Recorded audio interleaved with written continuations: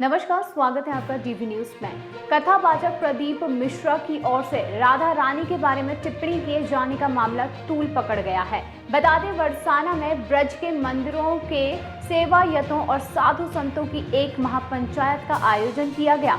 श्री धाम बरसाना के रस मंडप में हुई इस महापंचायत में बड़ी संख्या में लोगों ने भाग लिया। इसमें साधु संत, गोस्वामियों और धार्मिक संगठनों ने एक सुर में ये कहा कि अगर प्रदीप मिश्रा 3 दिन के भीतर क्षमा नहीं मांगेंगे तो उन्हें ब्रज क्षेत्र में घुसने नहीं दिया जाएगा। उधर उज्जैन के महर्षि सांदीपनी के वंशज पंडित रूपम व्यास ने प्रदीप मिश्रा से नाक रगड़कर माफी मांगने का अल्टीमेटम दे दिया है।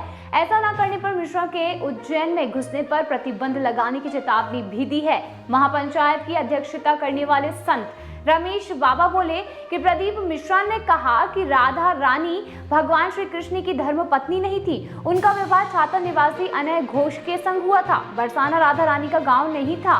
दरअसल उनके पिता ब्रश भानु वर्ष में एक बार बरसाना में कचहरी लगाने आते थे, इसलिए बरसाना नाम पड़ा। इस टिप्पणी को लेकर ही प्रदीप मिश्रा के खिलाफ ब्रज में उबाल देखने को मिल रहा है।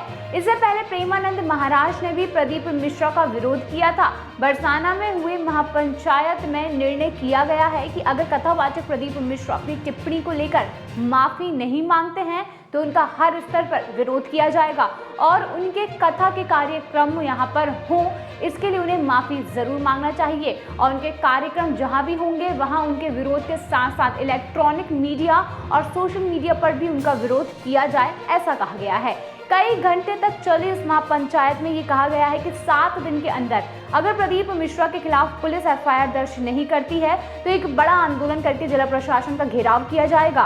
प्रदीप मिश्रा से अविलंब 3 दिन के अंदर क्षमा मांगने की बात भी कही गई है और ये 7 दिन के अंदर में बरसाना आकर क्षमा नहीं मांगते हैं तो एक बड़ा आंदोलन यहाँ पर किया जाएगा। महापंचायत में शामिल रमेश बाबा महाराज, मृदुल कृष्ण शास्त्री और राम कठोर पांडे ने ये कहा कि पंडित प्रदीप मिश्रा अविलंब 3 दिन में राधा रानी से क्षमा मांगे और समस्त राष्ट्रीय न्यूज चैनल, सोशल मीडिया और प्रिंट मीडिया के जरिए माफीनामा सार्वजनिक रूप से दें और कहें कि मेरे द्वारा अल्प ज्ञान के कारण मुझसे ये बहुत बड़ा भगवत अपराध हुआ है और इस विषय में मेरे द्वारा कहा गया हर शब्द पूर्णतः असत्य व आधारहीन है।